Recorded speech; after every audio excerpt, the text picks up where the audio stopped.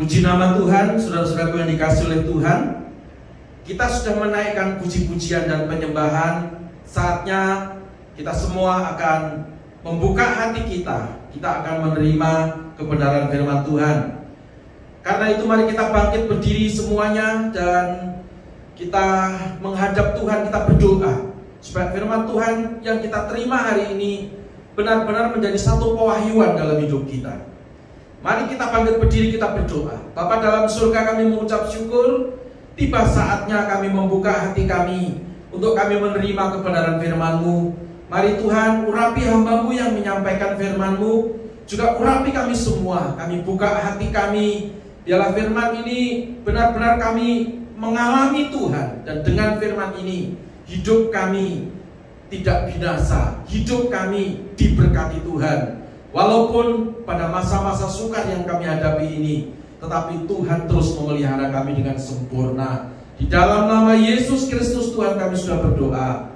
Haleluya. Bersama dengan saya berkata amin. Silakan duduk saudara semuanya.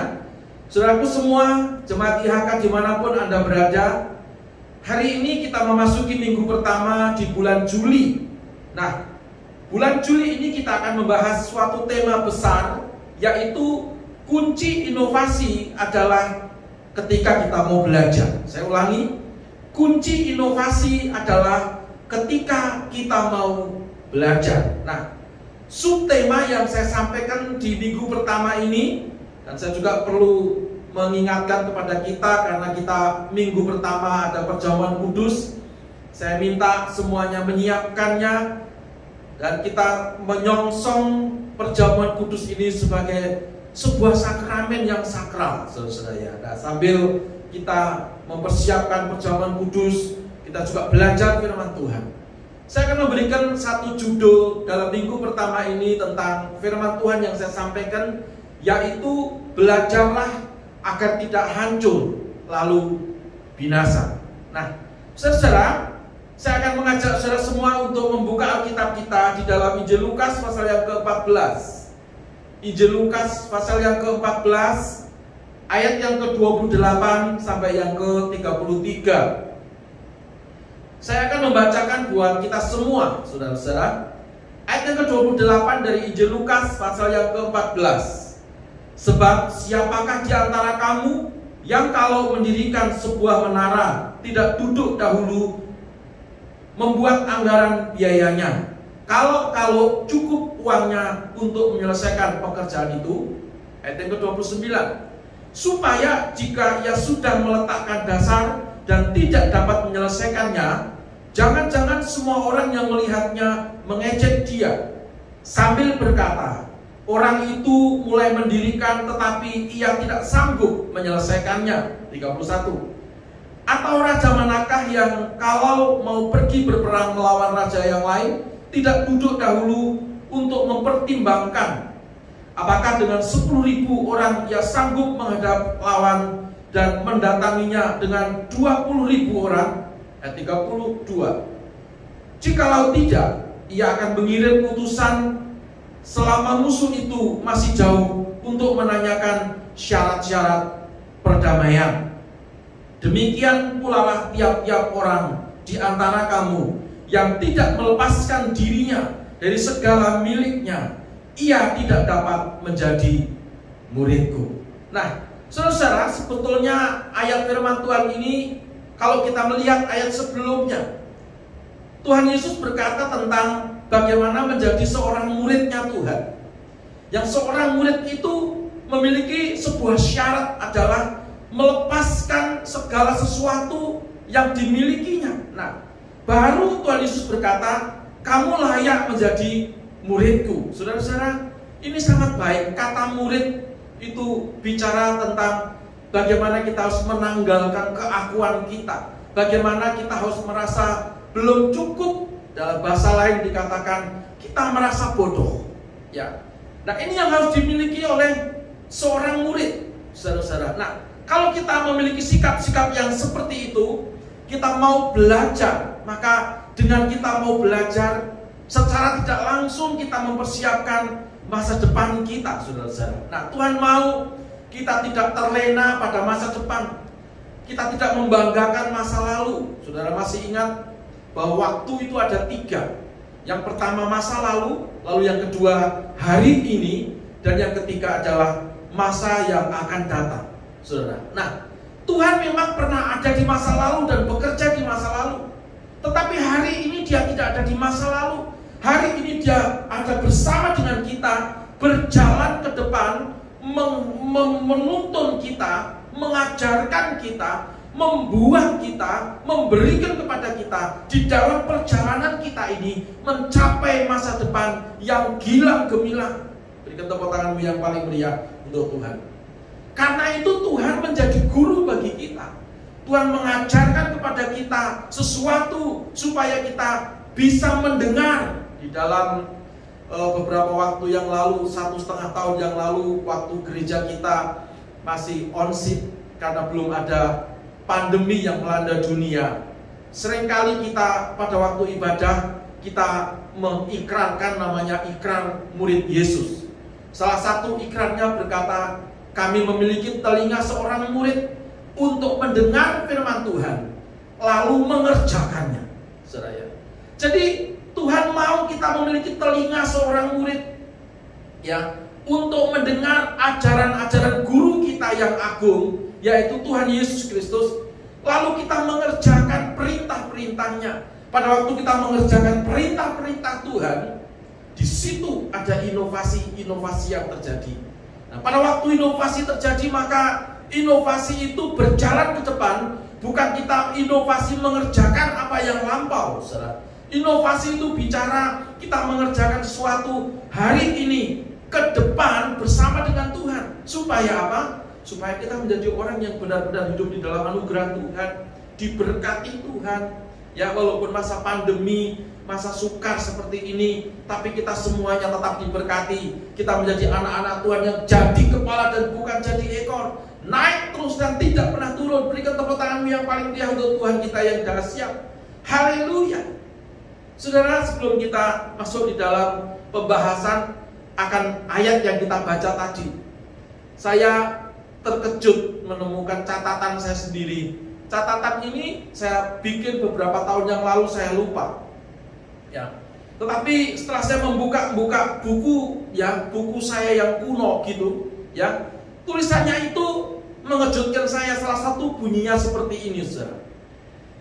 Masa depan adalah misteri bagi orang yang tidak memiliki masa depan. Saya ulangi.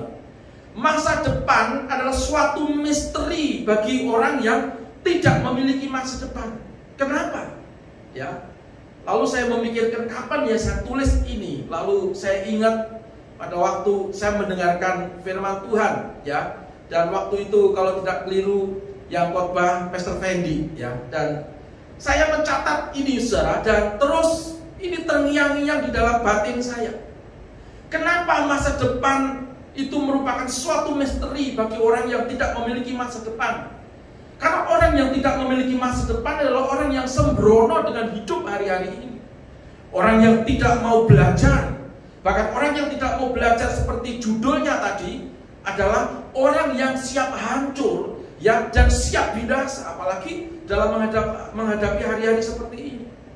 Maka itu mau tidak mau kita sebagai anak-anak Tuhan, ya, kita harus tidak malas. Kita harus mau belajar, saudara.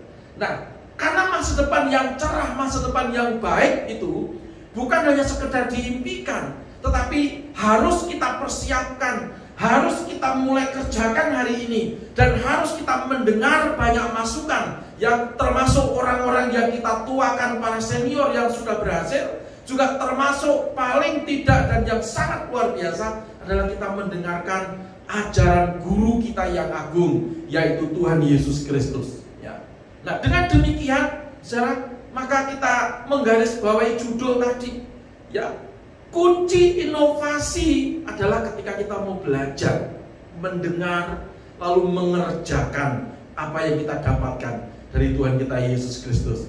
Haleluya, puji Tuhan. Berikan tepuk tangan yang paling meriah untuk Tuhan kita yang dahsyat. Nah, saudara, beberapa waktu yang lalu saya juga mendapatkan sebuah tulisan dari teman saya, ya, yaitu tentang orang yang malas, judulnya di dalam tulisannya seperti itu.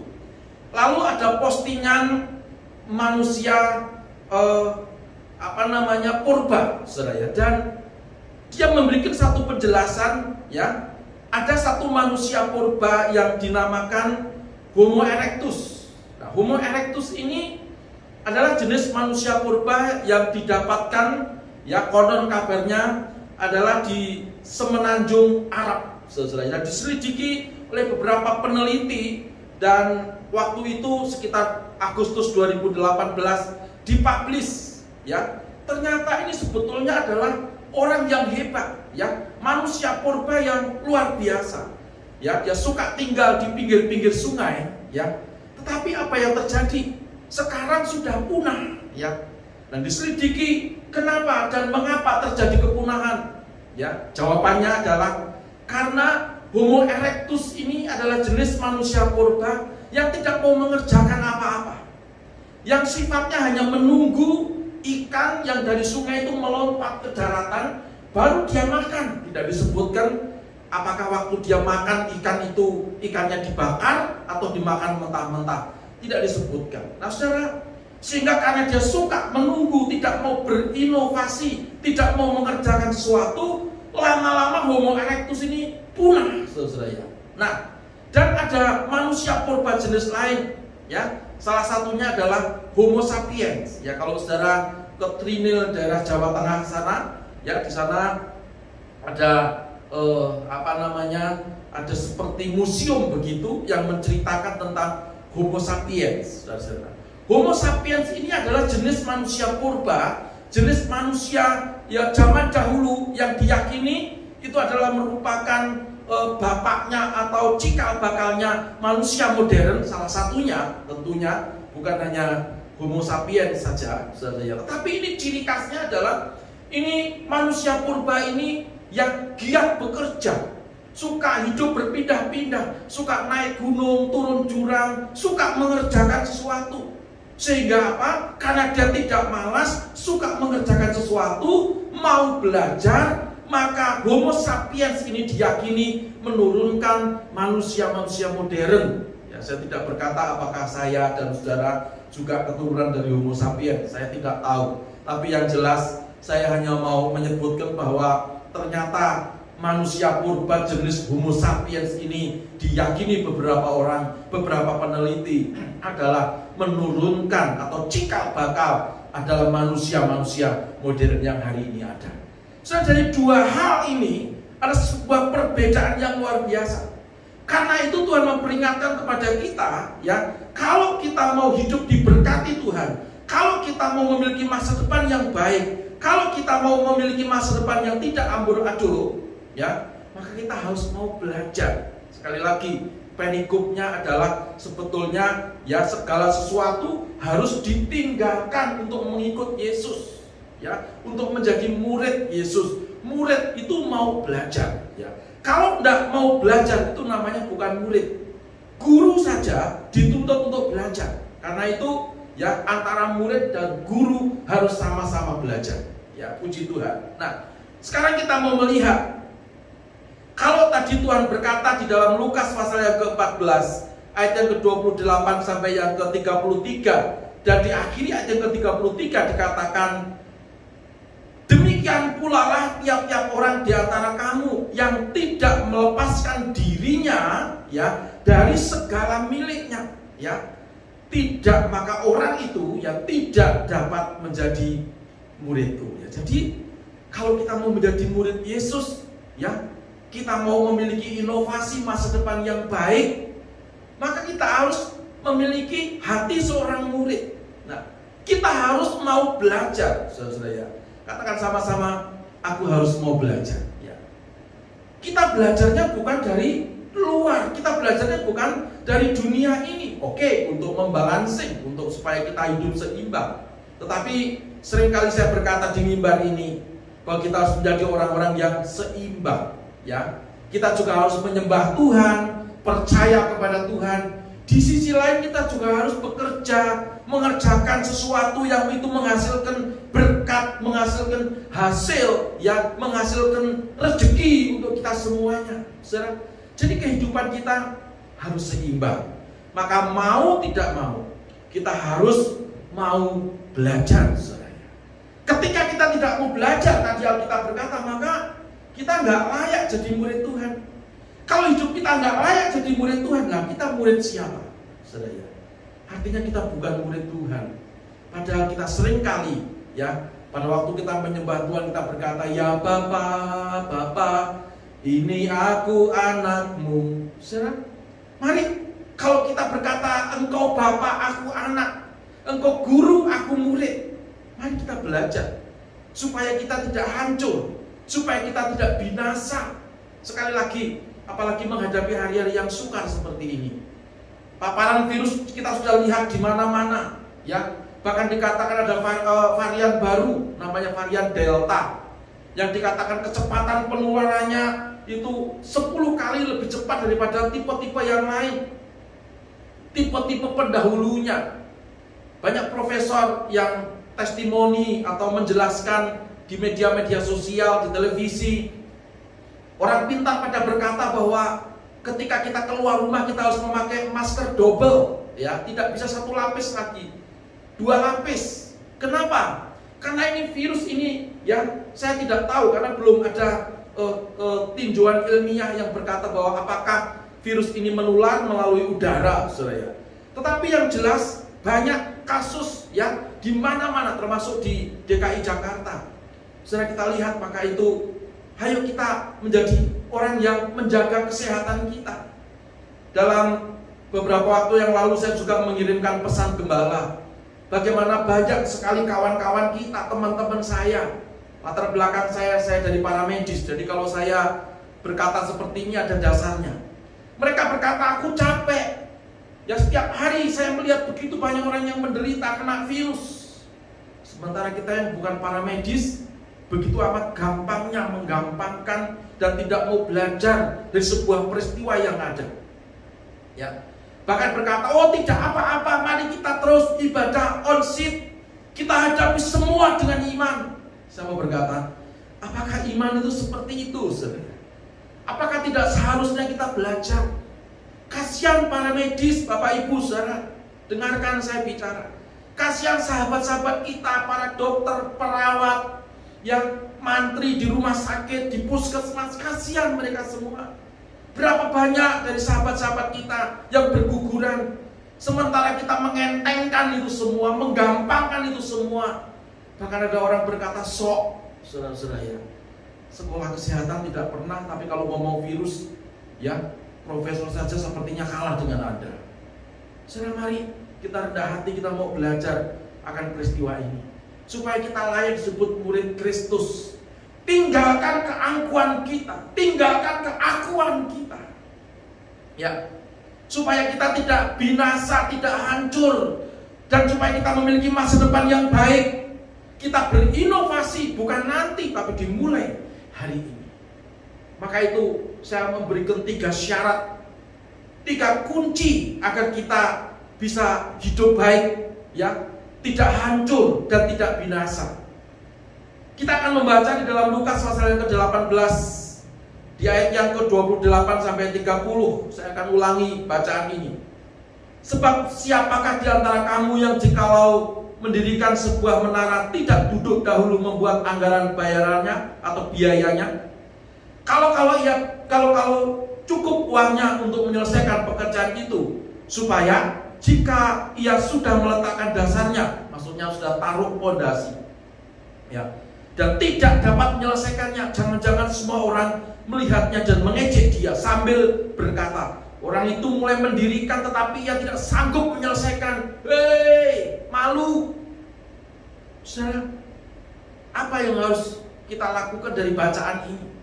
Apa yang kita dapat petik, ya, dari ayat yang ke-28, 29 dan yang ke-30? Perhatikan, saya pelajari ini. Tuhan sedang mengajarkan kepada kita supaya kita tidak hancur lalu kita binasa. Maka Tuhan mengajarkan kepada kita supaya kita harus mau belajar membangun karakter, saudara-saudara. Karakternya, kalau yang seperti ini, bangun menara tanpa perhitungan, ya, ini karakternya orang yang ambisius, karakternya orang yang egois, karakter orang yang sok, seperti tadi saya berkata. Saudara, orang buat menara, dia bikin menara, ya. Orang Jawa bilang samar kalah sama yang lain, ya. Saudara, jadi nggak mau kesaingan, saudara. Nah, karakter seperti ini, maka kalau diterus-teruskan akan hancur. Dia tidak bisa berhitung, mungkin bisa, tapi dia malas untuk berhitung, ya. Sehingga yang terjadi tidak jadi dan hanya diolok-olok oleh orang lain. Seraya seperti ayat yang ke-30 tadi berkata, hei, dia tidak sanggup menyelesaikannya, malu, hancur hidupnya. Saudara, Tuhan mau mengajarkan kepada kita, mari yang pertama, supaya hidup kita tidak hancur lalu binasa, kita memiliki masa depan yang baik. Inovasi dimulai dari hari ini. Inovasi itu terjadi ketika ada persoalan, dan inovasi itu terjadi bukan masa lalu. Kita kerjakan hari ini bukan untuk memperbaiki masa lalu, tapi kita kerjakan hari ini supaya kita memiliki masa depan yang baik secerah dengan janji Tuhan. Beri tepuk tanganmu yang paling meriah untuk Tuhan kita yang dahsyat. Jadi yang pertama, mari kita bangun karakter kita, ya. Jangan karakter yang sembrono.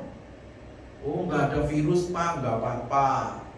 Kan kita mau pergi ke gereja kan berdoa dulu, pakai urapan minyak, ya, saudara.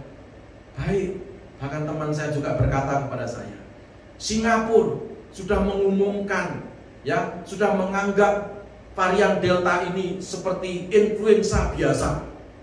Saya mau berkata, itu judulnya, baca selanjutnya, ya. Kalau semua warga Singapura sudah mendapatkan vaksin semuanya, ya iyalah. Nah, kita orang Indonesia begitu banyak, 280 juta, ya, dibanding dengan Singapura, nggak ada apa-apanya Singapura penduduknya. Maka itu kita harus membantu program pemerintah.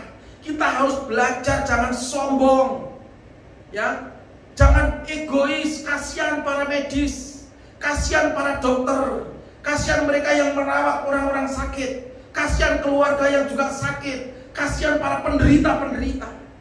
Jangan Anda hidup yang egois, ya. Lalu ketika tidak jadi, lalu ketika saudara kenal, lalu orang berkata, ya kan, makanya, ya kan, coba. Saudara, kita ini hidup hati-hati saja, kadang-kadang masih diizinkan Tuhan itu terjadi menimpa kita. Bukan karena kita berdosa, bukan karena penyakit ini kutukan dari Tuhan kepada kita. Perhatikan, itu diizinkan kalau kita memang sudah baik, diizinkan supaya apa? Supaya nama Tuhan dipermuliakan di dalam kehidupan kita. Maka kita jangan hidup sembrono hari-hari ini. Kita bangun masa depan semenjak hari ini, mulai hari ini. Makanya tadi dikatakan, mari kita bangun karakter kita. Apa sih karakter itu, Pak Pendeta? Karakter itu adalah sebuah kebiasaan yang kita bentuk, yang kita lakukan setiap hari. Makanya karakter itu ada dua. Satu karakter baik, yang kedua karakter kurang baik atau karakter yang jahat. Itu dikerjakan terus setiap hari. Yang jahat juga dikerjakan oleh seseorang, yang baik juga dikerjakan oleh seseorang. Lama-lama jadi habituasi, kebiasaan, ya. Lama-lama menjadi sebuah karakter, sukar untuk dirubah. Makanya harus dibangun. Sama-sama membangun, mari kita membangun sebuah karakter yang baik, karakter seperti Yesus Kristus Tuhan. Apa itu karakter Yesus Kristus Tuhan? Saudara nanti bisa membaca di dalam Matius pasal yang ke-11 ayat yang ke-28 sampai yang ke-30. Marilah kepadaku, hai kamu yang letih lesu dan berbeban berat, aku akan memberikan kelegaan kepadamu. Belajarlah kepadaku, sebab aku ini apa? Rendah hati, ya. Sebab aku ini apa? Lemah lembut. Karakternya Tuhan tuh lemah lembut dan rendah hati, bukan rendah diri, bukan sombong, ya, bukan egois. Amin. Maka itu kita belajar hari-hari ini. Kenapa? Saya ulang-ulang, saya mau peringatkan kita semuanya supaya kita memiliki masa depan yang baik. Sekali lagi, inovasi yang kita kerjakan hari ini bukan untuk memperbaiki masa lalu kita, tapi inovasi yang kita kerjakan hari ini untuk memperbaiki masa depan kita. Tuhan ada pada masa depan kita. Berikan tepuk tanganmu yang paling meriah untuk Tuhan kita yang dahsyat. Haleluya. Tuhan ada pada masa depan Anda semuanya. Haleluya. Yang kedua, saya mau mengajak membaca di ayat yang ke-30 dan 31. Haleluya. Ayat yang ke-30 dan yang ke-31. Maaf, 31 dan 32. 31 dan 32. Atau raja manakah yang kalau mau pergi berperang melawan raja yang lain tidak duduk untuk mempertimbangkan apakah dengan 10.000 orang yang sanggup menghadapi lawan yang mendatanginya dengan 20.000 orang? 32. Jikalau tidak, ia akan mengirim utusan untuk utusan itu selama musuh masih jauh, negosiasi, mengajak damai. Apa ini artinya? Yang pertama tadi, belajar tentang karakter supaya kita memiliki karakter Kristus. Apa itu karakter Kristus? Pertama, lemah lembut. Kedua, rendah hati. Amin. Yang kedua, ya, kita harus bekerja atau belajar tentang hikmat. Ya, apa itu hikmat? Hikmat itu bekerja dengan pengertian. Ya, hikmat, pengertian, akal budi yang dikerjakan akan menimbulkan kebijaksanaan. Luar biasa. Jadi kita harus hidup dalam hikmat Tuhan hari-hari ini. Ya, kalau kita tidak punya kemampuan, ya kemampuan kita terbatas. Ya, seperti tadi dikatakan, apa ada raja mau berperang tidak menghitung kekuatan pasukannya? Sementara pasukannya kekuatannya 20.000, lalu kita hanya memiliki pasukan 10.000, lalu kita akan ngawur begitu. Lalu kita berkata, ya kita akan maju, ya habisi dia. Yang habis kita. Kalah banyak pasukan kita. Nah kalau sudah seperti itu, kalah banyak pasukannya, apa yang kita lakukan? Ayat yang ke-32 tadi berkata, sebaiknya waktu itu masih jauh, musuh kita belum mendatangi kita. Utusan itu kita kirim yang mestinya untuk kita duduk bernegosiasi, bukan berdamai, bukan takluk, maaf ya, tapi berdamai demi sebuah negosiasi dan demi sebuah perdamaian. Itu namanya hikmat, supaya nggak ada korban. Sekali lagi, termasuk masa pandemi seperti ini, ya, kalau kita belum online, kita masih kalau kita belum on-site, kita masih online, apa salahnya sih? Ya, apa kita takut sama Tuhan lalu Tuhan datang kepada kita lalu marah-marah? Enggak, saya kira Tuhan yang kita sembah itu bukan seperti itu. Kita harus memakai hikmat dan kebijaksanaan. Ya, sudah tahu musuhnya itu ribuan, kita tidak punya kemampuan, pakai hikmat. Ya, hikmat itu bukan licik, hikmat itu bukan belajar tentang kelicikan atau tipu muslihat. Utang banyak-banyak, ya. Nanti pokoknya mau bayar itu yang penting menguasai ilmu mana-mana dulu. Bukan seperti itu bukan ilmunya Tuhan. Ya. Hikmat itu dipakai untuk mengurai kekusutan. Untuk mengurai Untuk mengurai persoalan. Sudah, itu hikmat Tuhan. Makanya kalau kurang hikmat itu mintalah hikmat dari Tuhan. Sebab Tuhan yang kita sembah itu adalah sumber hikmat yang luar biasa. Berikan tepuk tangan yang paling meriah untuk Tuhan. Ya, jadi jangan hidup ngawur dalam segala hal, termasuk di dalam keluarga, termasuk dalam pekerjaan. Ya, jangan panas-panasan. Yang lain beli ini, saya juga harus beli ini. Gak bisa. Pakai hikmat menghadapi hari-hari seperti ini. Ingat, ya, kedatangan Tuhan tidak lama lagi. Ya, di samping kita mempersiapkan iman kita, kita juga membutuhkan hikmat. Ya, tadi firman Tuhan berkata, enggak ada raja mau perang tidak memperhitungkan kekuatan pasukannya. Kalau kalah kuat, ya lebih baik berunding supaya damai dan tidak ada korban. Amin. Ya, mengalah itu belum tentu kalah. Rendah hati itu bukan rendah diri. Kalau berantem lalu yang satunya bilang minta maaf, itu belum tentu salah. Amin. Kebanyakan tuh orang Kristen tuh kalau suruh minta maaf tuh susahnya luar biasa. Ya, apalagi dalam keluarga itu, saudara-saudara. Aduh, ya, untuk bilang sorry, saya selalu bilang sorry itu baik, tetapi paling baik dengan bahasa Indonesia dan berkata ampuni saya. Ya, ampuni saya itu lebih dari dalam hati kita. Apapun yang penting saudara mau belajar. Katakan sama-sama, aku mau belajar. Tepuk dadamu dan berkata, aku mau belajar. Haleluya. Kalau Anda mau belajar, saya belajar, semua orang mau belajar.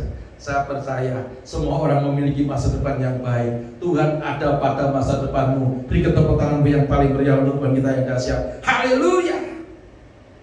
Amsal pasal yang ketiga ayat yang ke-13 sampai yang ke-14, Alkitab berkata, berbahagialah orang yang mendapatkan hikmat, orang yang memperoleh kepandaian, karena keuntungannya melebihi keuntungan emas dan perak, dan hasilnya melebihi emas. Jadi orang yang memiliki hikmat itu adalah orang yang berbahagia. Saya ingat teman saya Evangelis Dauroni, ya, di kota Solo dia beli rumah tusuk sate, murah sekali, ya. Lalu setelah itu dia bangun, ya, dengan hikmat yang namanya mantan paranormal, ya, dan diyakini rumah itu katanya dulunya angker, ya, setannya diusir, lalu rumahnya dibangun jadi rumah mewah. Puji Tuhan, dari harga yang dulunya murah, ya, waktu saya mampir ke rumahnya dia, dan rumah itu menjadi rumah bagus, katanya dia ditawar orang mahal banget. Itu hikmat. Amin. Hikmat itu dipakai supaya kita mendapatkan keuntungan, bukan untuk menipu orang, bukan untuk mengelabui orang. Ya, saudara, hikmat itu seperti itu. Nah, kalau kita memiliki hikmat, tadi dikatakan keuntungannya melebihi emas. Luar biasa, bukan?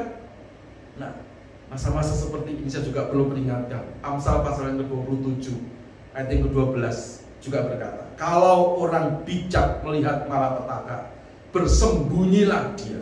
Tetapi orang yang tidak berpengalaman, atau orang yang tidak berpengalaman bisa ditafsirkan dengan orang yang cuek, orang yang males seperti tadi, ya, homo erectus, males, habis binasa, nggak punya keturunan lagi, ya. Orang yang egois, orang yang sok, lenyap dari muka bumi, ya. Dikatakan orang yang tidak berpengalaman, berjalan terus. Kata berjalan terus itu mendekati malapetaka itu, dan Alkitab berkata lalu kena celaka. Maka itu kita memerlukan hikmat, saudara-saudara. Jangan asal mentang-mentang bener teriaknya paling kenceng di rumah, ya. Mentang-mentang punya pengetahuan yang lain dianggap buruk, ya. Mentang-mentang yang lain tidak sekolah tinggi lalu dianggap bodoh. Belum tentu. Rendah hati seperti apa yang Yesus ajarkan di poin pertama tadi, ya. Belajar membangun karakter, memiliki karakter Kristus, lemah lembut dan rendah hati. Saya percaya kita akan memiliki masa depan yang baik.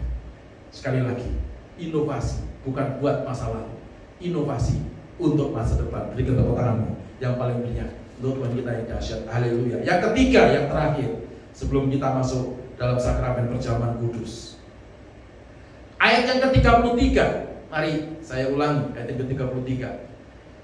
Demikian pula lah tiap-tiap orang di antara kamu yang tidak melepaskan dirinya dari segala miliknya tidak dapat menjadi muridku. Nah, saya selidiki apa sih yang dimaksud dengan dari segala miliknya. Milik manusia itu yang paling berharga apa? Ya. Apa sih yang paling berharga dari manusia? Ya. Jangan ngomong nyawa, itu bukan itu maksudnya. Tapi yang paling berharga dari kehidupan kita ini, yang kalau tersinggung lalu marah, apa itu? Harga diri. Ya. Makanya harga diriku tersinggung kalau orang marah kan gitu. Ya, sampai maaf ya, harus melakukan atau berbuat jahat karena harga dirinya tersinggung. Sudah perhatikan. Nah, kalau seorang murid itu masih memiliki harga diri, nggak lemah lembut, tidak taat, tidak rendah hati, bagaimana bisa mendengar suara gurunya? Bagaimana dia bisa belajar? Karena yang dituntut dari seorang murid itu adalah apa? Merasa lapar dan haus akan kebenaran, merasa tidak bisa atau membodohkan diri di hadapan gurunya, supaya dia mendapatkan ilmu-ilmu yang baru. Pada waktu mendapatkan ilmu yang baru, terus dia pelajari dengan taat, ya. Dia ikuti proses, dia menghormati aturan yang ada, tidak seenaknya sendiri. Ya, jadi orang Kristen itu juga tidak seenaknya sendiri. nurut dengan Tuhan. Amin. Rajin membaca firman Tuhan. Ada pengurus kita yang masa pandemi seperti ini diajar oleh Tuhan. Waktu belum pandemi selalu diteriakkan, ayo baca firman 1 pasal 2 pasal. Ya, lalu kok males. Tapi setelah masa pandemi ini hanya temannya ngomong, ya kita ini kan harus baca firman. Sekarang ya dia sudah selesai membaca dari kitab Kejadian sampai kitab Wahyu. Teman saya juga ya, dan dia berkata, begitu luar biasa ternyata isi Alkitab. Saya berkata, ya, kalau kita mau belajar tentang firman, ya dikatakan firman itu adalah Allah, maka keilahiannya Tuhan itu masuk dalam hidup kita, mempersiapkan kita menuju masa depan yang gilang gemilang, sukses bersama dengan Tuhan. Berikan tepuk tangan yang paling meriah untuk Tuhan kita yang dahsyat. Jadi mau belajar jadi muridnya Tuhan, amin. Jangan baru hafal lagunya saja, Matius, Markus, Lukas, Yahya, Kisah Rasul, Rom, Korintus, Galati, Efesus, Filipi, Kolose, kedua Tesalonika, 1 dan 2 Timotius, Titus, Filemon, Ibrani, Yakub dan Petrus, ketiga Yahya, Yehuda, akhirnya Wahyu. Sudah kayak profesor teologi ya. Ya, kebanyakan orang seperti itu. Ya, tapi saya percaya hamba-hamba Tuhan dari gereja IHK, jemaat-jemaat gereja IHK, tidak ada yang seperti itu. Kalau ada yang seperti itu, bertobat supaya memiliki masa depan yang baik. Haleluya, puji Tuhan. Itu yang bisa saya sampaikan pada minggu yang pertama ini, saudara-saudara. Nanti minggu kedua, ketiga, keempat, hamba-hamba Tuhan yang lain ini pakai Tuhan akan menjelaskan kepada kita supaya kita menjadi orang-orang yang mau belajar.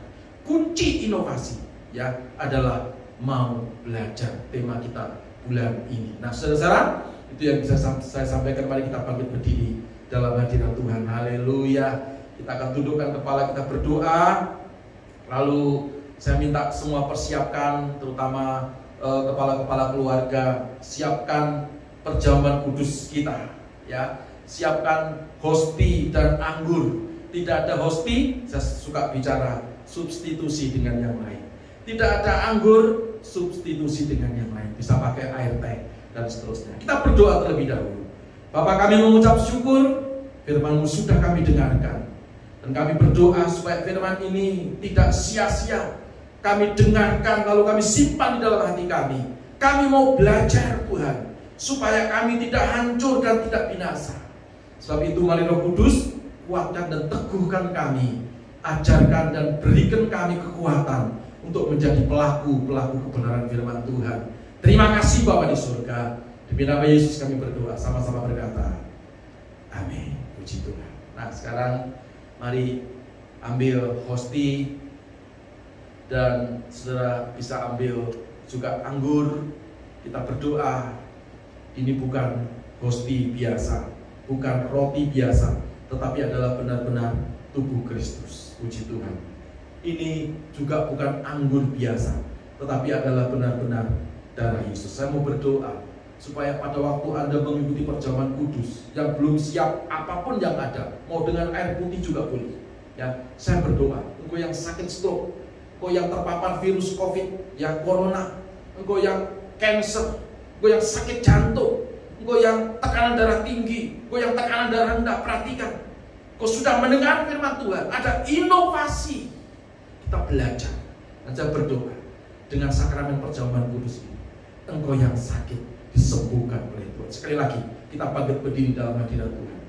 Berkati, urapi, hosti, dan anggur ini ya Tuhan, menjadi darah tubuh-Mu dalam nama Yesus. Dan kami percaya Tuhan, setiap yang sakit disembuhkan. Pada waktu kami menyatu dengan tubuh dan darah-Mu, Immanuel terjadi atas kehidupan kami.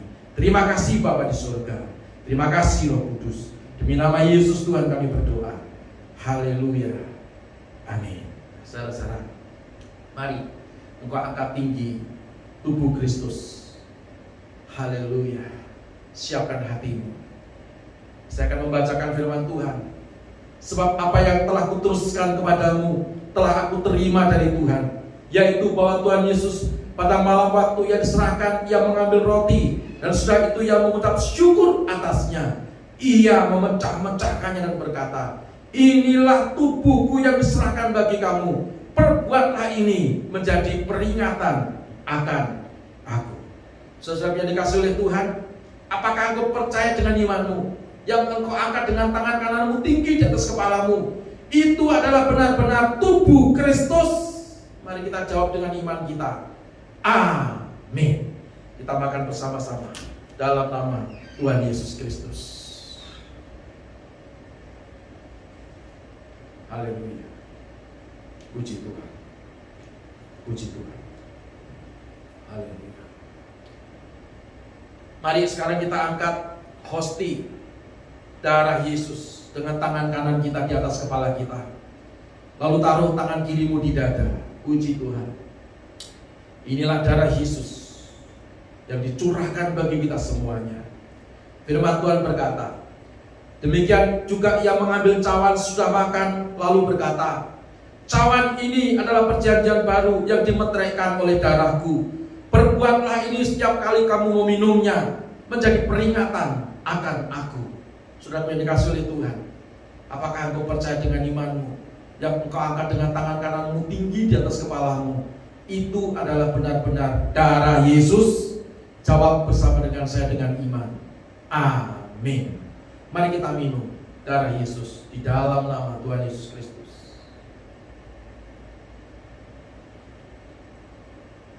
Puji Tuhan. Kita buka kedua tangan kita di hadapan Tuhan. Kita sembah Tuhan. Oh ramasyara lamatakara masyara lama. Oh ramasyara lamatakara lamasyara. Saya berdoa engkau yang sakit sembuh. Engkau yang terikat kuasa jahat dilepaskan Tuhan di dalam nama Yesus.